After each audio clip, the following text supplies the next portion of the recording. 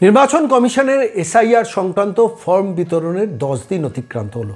4, 5, 6, 7, 8, 9, 10, 11, 12, 13 10 দিন অতিক্রান্ত হলো। প্রথম দিকে স্লো হলেও পরবর্তীকালে বেপরোয়া গতিতে বিএলওরা ফর্ম ডিস্ট্রিবিউট করেছেন। কিন্তু ঠিক এই প্রেক্ষিতে দাঁড়িয়ে কয়েকটা নির্দিষ্ট তথ্য দেওয়ার জন্য আজকের এই বিশেষ প্রতিবেদন আপনাদের কাছে পেশ করছি। বিএলওরাও জেনে রাখুন, আর যারা ফর্ম পাচ্ছেন তারাও জেনে রাখুন। আপনাদের পরিবারের কারুর নাম, ধরুন 2025-এর 2 বছর আগে বা 3 বছর আগে বা 4 বছর আগে কেউ মারা গেছেন, বা 2025-এর 1 জানুয়ারি ভোটার লিস্ট বেরোনোর পর কেউ মারা গেছেন, ভোটার তালিকায় নাম থেকে গেছে, এই সংক্রান্ত ফর্ম কিন্তু বিএলওদের কাছে এসছে, জাতীয় নির্বাচন কমিশন পাঠিয়েছে। এবং সেই ফর্ম আপনাকে বিএলও দিতে বাধ্য বলতে ফর্মটা দেবেন, আপনি তার উপরে ডেথ বলে লিখবেন, ডেট বলে লিখবেন, সই করবেন, ডেথ সার্টিফিকেটে জেরক্সটা দেবেন। এটা খুব জরুরি। আমি দুতরফকেই বলছি, বিএলওরাও জেনে রাখুন, আপনি সরাসরি দায়বদ্ধ নির্বাচন কমিশনের কাছে। যারা মারা গেছেন তাদের প্রত্যেকের ফর্ম পরিবারের লোককে দিয়ে ডেট বলে সই করিয়ে নেবেন এবং তার সঙ্গে ডেথ সার্টিফিকেটটা অ্যাটাচ করে সরাসরি নির্বাচন যিনি ইনচার্জ আছেন তার অফিসে দপ্তরে জমা দেবেন। যদি না দেন কি হতে পারে, আমি আপনাকে সম্ভাবনাগুলো নিয়ে নয়, যা ঘটনা বাস্তবতা সেইটা নিয়ে অবহিত করছি। যারা বিএলও তাদের অবহিত করছি, যারা বিএলও নন, যাদের পরিবারের কারুর মৃত মানুষের পরিবারে ধরুন 4 বছর আগে পরিবারের কোনো সিনিয়র সিটিজেন মারা গেছেন, তার নামটা দিনের পর দিন ভোটার লিস্টে বসে রয়েছে, আপনি জানতে পারলেন, আপনাকে একটু জেনে নিতে হবে, একটু খোঁজ করে নিতে হবে। যদি তিনি মারা গিয়ে থাকেন, তার একটা ফর্ম যদি ভোটার লিস্টের নাম থাকে, তাহলে তার ফর্মটা কিন্তু সংশ্লিষ্ট বিএলওর কাছে এসছে। এই বিএলও সেই ফর্মটা বললেন মারা গেছেন, ঠিক আছে, আমি পাশে পেন্সিল দিয়ে টিক দিয়ে রাখলাম, আপনাকে ফর্মটা দিলেন না, এটা কিন্তু বিএলও করতে পারেন না। বিএলওকে আপনাকে দিয়ে একটা সই করাতে হবে, আপনার পরিবারের লোককে দিয়ে, এবং আপনার কাছ থেকে একটা ডেথ সার্টিফিকেট নিতে হবে। এই ফর্মটা যে অন্য কারোর কাছে যাচ্ছে না তার তো কোনো গ্যারেন্টি নেই। কোন বিএলওর কী মতলব ভেতরে থাকতে পারে আপনি জানেনও না। এবার ঘটনা হচ্ছে আপনার দায়িত্ব। আপনি যদি পশ্চিমবঙ্গের কোন এলাকার নাগরিক হন, আপনার পরিবারে যদি কয়েক বছর আগেও কেউ মারা গিয়ে থাকেন, সেটা যদি ভোটার লিস্টের নাম থাকে, চেক করে নিন এবং নিয়ে বিএলওকে পরিষ্কার ফোন করে বলুন ফর্ম আপনাকে দিতে হবে। আমি ফর্ম রাখবো না, কিন্তু ফর্মের উপর আমি লিখে ডেট বলে লিখে সই করে দেবো। কারণ কিউআর কোডে স্ক্যান হওয়া ওই ফর্মটি কিন্তু 2 সেট, আপনারা যেমন ফর্ম এসছেন তাঁরও এসছেন, যেহেতু ভোটার লিস্টের নাম আছে। এবার আপনি যদি না লেখেন কী ক্ষতি হতে পারে, এর আগে আমি একদিন বলেছি, আমি আবারও বলছি। এইবার নির্বাচন কমিশনের দপ্তরে সেটা জমা পড়ে গেল, কেউ বা কারা আপনার নাম সই করে ওটা জমা করে দিল। এবার নামটা 2002-এর রেফারেন্স দিয়ে নামটা থেকে গেল, কারণ ডকুমেন্ট তো দিতে হয় না। এইবার যদি থেকে যায়, কেউ কমপ্লেন করে, আবার বলছি কেউ কমপ্লেন করে, নির্বাচন কমিশন ইন্সপেকশনের মধ্যে দিয়ে কিন্তু আলটিমেটলি আপনাকেই ধরবে, বিএলওকেও ধরবে, আপনাকেও ধরবে। এবার কোন জায়গা থেকে নির্বাচন কমিশনের ধরার জায়গায় এনশিওর করেছে জানেন? এই মৃত ভোটারদের এই বিএলওদের কাছে যে ফর্ম, সেই ফর্ম নিয়ে যে জালিয়াতি হচ্ছে নির্বাচন কমিশনের কাছে খবর আছে।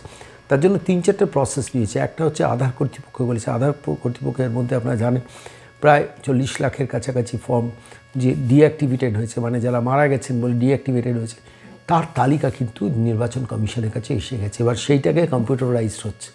ফলত আপনি বিএলও হিসেবে যদি কারোর মৃত মানুষের ফর্ম ওখানে জমা দেন এবং ওইখানে যদি ট্র্যাকে ধরা পড়ে যে উনি মারা গেছেন অথচ তার নাম জমা পড়েছে বিএলও, আপনি কিন্তু সাসপেনশনের মুখে পড়বেন। আশা করি সেটা চাইবেন না, ফলত কোনো জালিয়াতিকে জায়গা দেবেন। আপনি হতে পারেন বিএলও, আপনি হয়তো জানেনই না কোনো রাজনৈতিক দল বলে হ্যাঁ উনি থাকেন, উনি ভেতরে ঘরে থাকেন, উনি বেরোন না, ফলে ফর্মটা দিয়ে দিন, সই করে দেবে। এবার সইটা হয়ে গেল, ফর্ম জমা পড়ে গেল, বাড়ির লোক ফাঁসলেন, বিএলও ফাঁসলেন। কেন? ওই আধার কার্ড বা ব্যাংক, নির্বাচন কমিশন কি বুদ্ধি করেছে দেখুন, ব্যাংকের কাছেও ডকুমেন্ট চেয়েছেন। ব্যাংকে ধরুন কারোর অ্যাকাউন্ট বন্ধ করে দিচ্ছেন, কেউ মারা গেছেন বলে হরকদম হচ্ছে, প্রতিদিন হচ্ছে, ফলত সেই ব্যাংক অ্যাকাউন্ট যে বন্ধ হচ্ছে, সেই যে নোটিফিকেশনটা, ব্যাংকের কাছ থেকেও নির্বাচন কমিশন কিছু নথি চেয়ে নিচ্ছেন, কারা মারা গেছেন বলে আপনাদের অ্যাকাউন্ট বন্ধ হয়েছে তার তালিকাটা দিন। এই তালিকাটা মেশিনে ফেলা হচ্ছে, নাম ম্যাচিং করলেই সেখানে চলে যাচ্ছে। এবার সেইখানে মিললেই যদি দেখা যায় যে মারা গেছেন অথচ বিএলও ফর্ম ফিল আপ করিয়েছেন, তাহলে কিন্তু বিএলও উইল বি রেসপন্সিবল। আমি বলছি বিএলও আলটিমেটলি সাসপেনশনের মুখে যাবেন এবং তার বিরুদ্ধে এফআইআর রুজু হয়ে তিনি জেলের দিকে যাবেন। আর অন্যদিকে আপনার নামটা ফলস কেউ বা কারা যাতে সই না করতে পারে, সেই জন্য আপনার রেসপন্সিবিলিটি হচ্ছে বিএলও বলবে না আমি ফর্ম দিচ্ছি না। আমার কাছে অনেকে খবর দিচ্ছেন যে বিএলও আমার পরিবারের মৃত মানুষের ফর্ম দিচ্ছে না।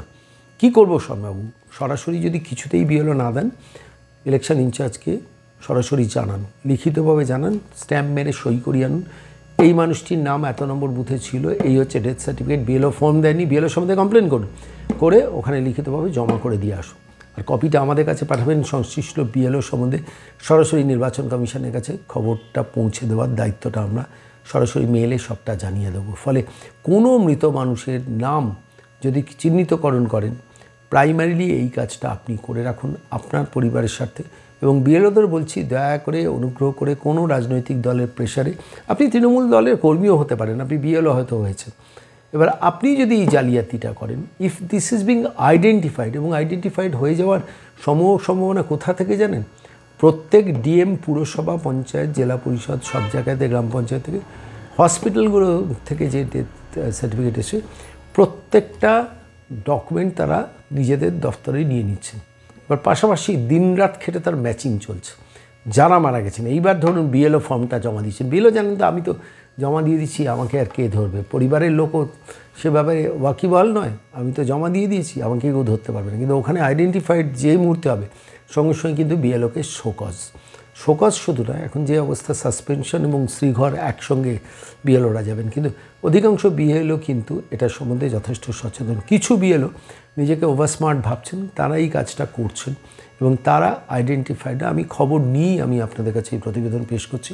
নির্বাচন কমিশন কিন্তু কঠোরতম অবস্থান নিতে চলেছেন, বিশেষ করে যারা মৃত মানুষ তাদের ফর্ম যদি জমা পড়ে, যার জন্য ব্যাংকের কাজ, সমস্ত ন্যাশনালাইজ ব্যাংক থেকে তথ্য নিয়ে নিচ্ছেন, কারা মারা গেছেন তাদের ডিটেলসটা দিন। অ্যাকাউন্ট বন্ধ হয়েছে তো, এখন তো ঘরে ঘরেই অ্যাকাউন্ট, ফলে তো বন্ধ হলে অ্যাকাউন্ট বন্ধ, কেউ মারা গেলে অ্যাকাউন্টটা বন্ধ হয়। আবার ঠিক তার পাশাপাশি আধার কর্তৃপক্ষের কাছ থেকে নিচ্ছেন, তারপরে পুরসভা, পঞ্চায়েত, জেলা পরিষদের কাছ থেকে নিচ্ছে। কোনো একটা জায়গা থেকে আলটিমেটলি এখন কোনো খুঁজে বার করার ব্যাপারই, নামটা টাইপ করা হবে, যে মুহূর্তে টাইপে মিলে যাবে, যে মুখ লোক মারা গেছেন তার নামটা উঠেছে, তখন শাস্তির মুখে পড়ে যাবেন বিএলও। বারবার করে সতর্ক হচ্ছি, এটা আপনাদের কাছে এই প্রতিবেদনের মাধ্যমে, প্রতিবেদন পারলে সবাই শেয়ার করে বহু মানুষের মধ্যে ছড়িয়ে দিন, কারণ এটা খুব জরুরি একটা তথ্য।